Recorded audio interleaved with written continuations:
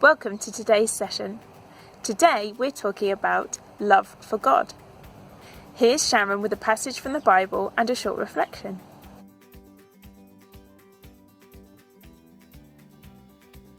Hi everyone, gather around, it's time for our Bible reading. I'm reading from Revelations 2, chapter 1 to 7, and I'm reading from the International Children's Bible, so you can follow along with your grown-ups if you want to. To the Church of Ephesus, write this to the angel of the Church of Ephesus. The one who holds the 7 stars in his right hand and walks among the 7 golden lampshades says this to you. I know what you do. You work hard and you never give up. I know that you do not accept evil people. You have tested those who say that they are apostles, but really they are not. You found that they are liars. You continue to serve me. You have suffered troubles for my name, and you have not given up. But I have this against you. You have left the love you had in the beginning. So remember where you were before you fell. Change your hearts and do what you did at first. If you do not change, I will come to you. I will take away your lampstand from its place. But there is something that you do that is right. You hate what the Nicolaitans do as much as I. The Nicolaitans are a group of religious people who follow false beliefs and ideas.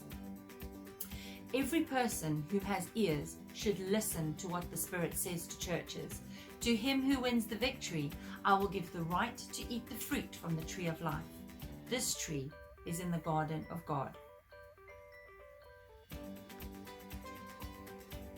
Okay, so this week we're talking about love.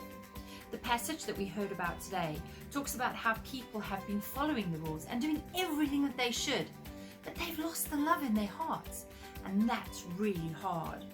We can all use that enthusiasm and that feeling we get when we are first discovering more about Jesus, and it can be easy to think we're doing okay because we're doing all the right things.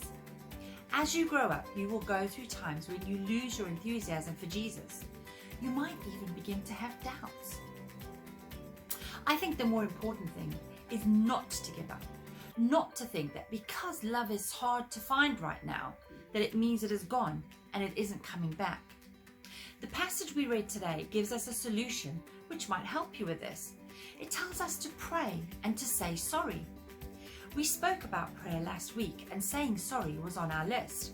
When we think about the things that we might have to say sorry for, it can be hard sometimes to think of something, especially if we think we've been doing our best to follow all the lessons that we've learned from Jesus. There will always be something that you need to say sorry for because we're not perfect. And saying sorry restores our relationship with Jesus and helps us to learn a new lesson. Perhaps next time you can think back through your days and check that you've shown love for Jesus. And if you haven't, that's a really good place to start. So think about the love and remember to keep your relationship with Jesus. Have a great week.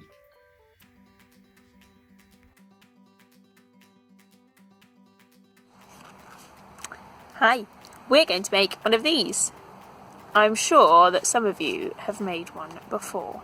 And what we're going to do is we're going to make one, and then on the outside and then the things underneath, we're going to write some ways that we can show God's love, or ways that God shows his love for us, and we can write a Bible verse on the inside under each section when it's chosen.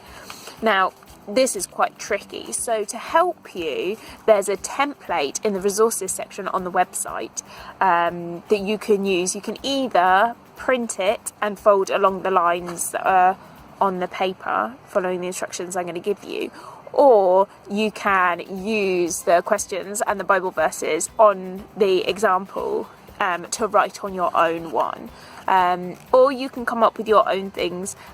It's completely up to you. So the idea is that we're thinking about how we can share God's love, or how we can see or find God's love if we feel like we're a little bit lost.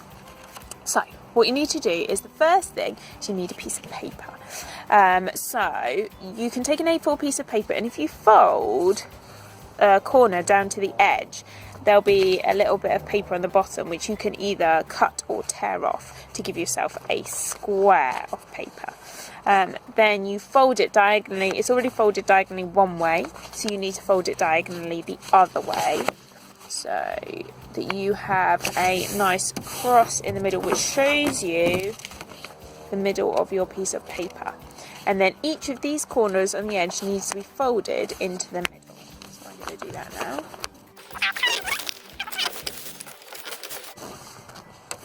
Okay, then you should have a piece of paper where all the corners are folded into the centre.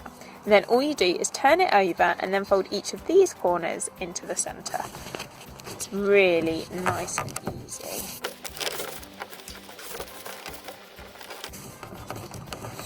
And then when you turn it the other way, you've got 4 little flaps. And if you fold it into quarters, it makes it a little bit easier to get your fingers under those flaps like this, so that we can make our chooser.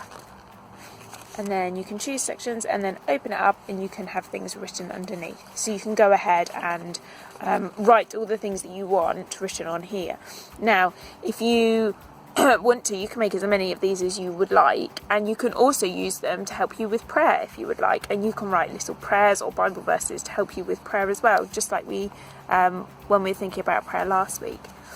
So lots of different options, but there is an example on the website for you to help you if you need it. Okay, don't forget to send me an email with anything that you come up with, because I love to see what you guys get up to on a Sunday morning.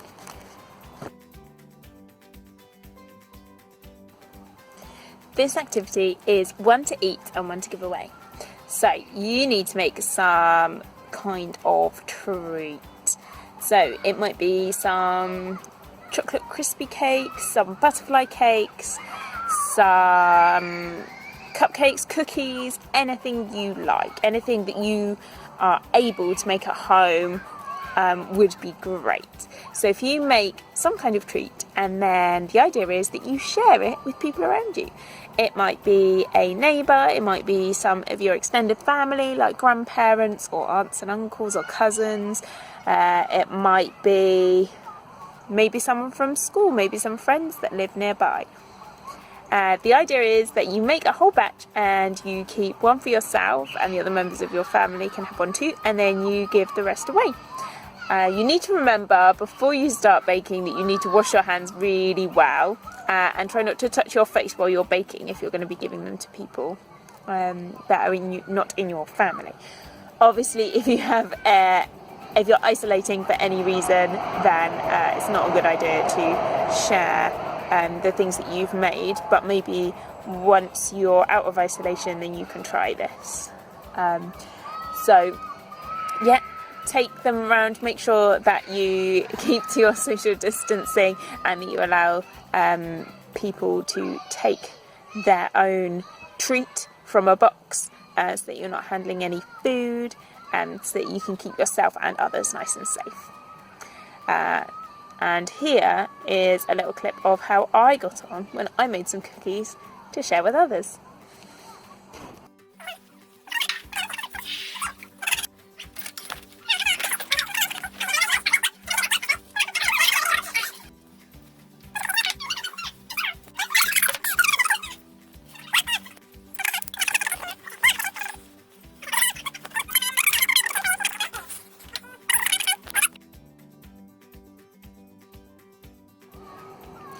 This last one is a game, and for this game you're going to need some coins, some pennies or 2p pieces or 5p pieces, something like that, and a cup, either plastic or paper cup.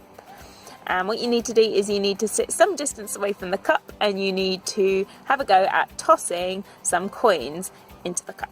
And if you want to, you can play against other members of your family, see who can get the most coins into the cup, or you can challenge yourself to see how far away you can stand or sit and still get your coins into the cup. And the idea behind this game is that even though sometimes we miss when we're aiming to show and feel God's love. Sometimes we hit and make a win, and that's okay. So keep trying and see how many coins you can get into your cup.